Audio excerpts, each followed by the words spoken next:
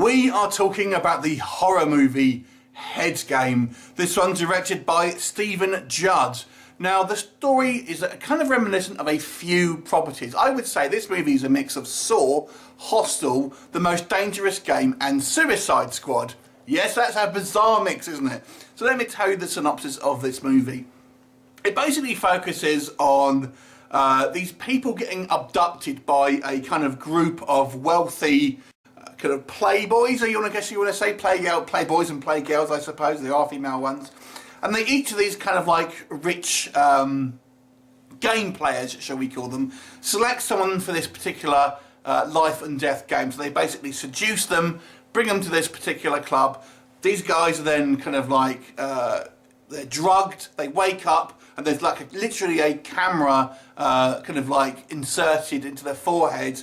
And then they are told that only one of them can survive. They have to kind of essentially kill each other and also get to this find the key and get to this exit. Along the way, there's a kind of a variety of traps and dangers that lurks in the darkness as well.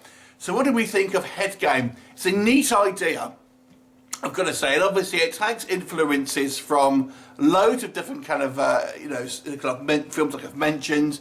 Things like The Collector as well. There's a whole bunch of kind of influences here. So it's quite a fun premise, and it also doesn't take too long to kind of get going. And when we're introduced to our potential victims, our gameplay, our players, there's a variety of kind of characters there, and they roughly kind of split into two groups of kind of the good guys who have a bit more of a strong moral centre, and the kind of the bad guy group who maybe just kind of want to don't really care and just kind of want to get ahead in the game and ultimately kill the competition. And then obviously behind the cameras you've got the real bad guys who are the people ultimately behind it, and there may even be people behind them as well. So I did like the setup of this film, and it kind of makes for quite an intriguing story with some kind of dangers that can come at all moments from the players, from the traps. So there's a whole bunch of things to look out for. And it's pretty gruesome in some of the deaths here. To stop players from trying to escape, these carriers have got like an acid bomb that explodes as they try and remove it and things like that. Hence the kind of the Suicide Squad type angle there. And we do see a kind of quite a grisly death where one of the players tries to take it off and his face melts away in glorious detail. So it doesn't shy away from the violence.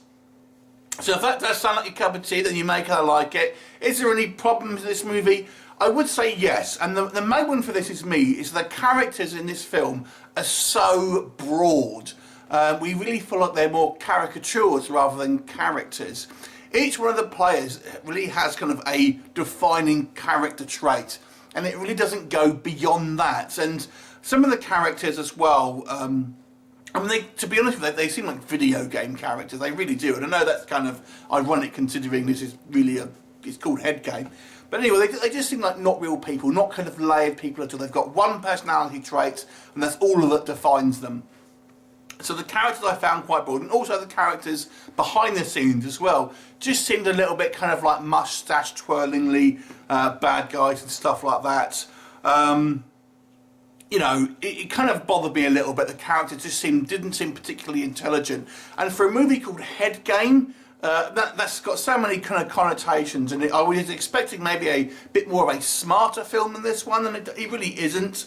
But my only other criticism I would say is when we get to the kind of the climax and ultimately we find out what happens and where it all goes, to me that didn't make a lot of sense where they went with that. Our ultimate survivor, the choices that are made there are poor. How that person is maybe coerced into doing things at the end I thought was ridiculous.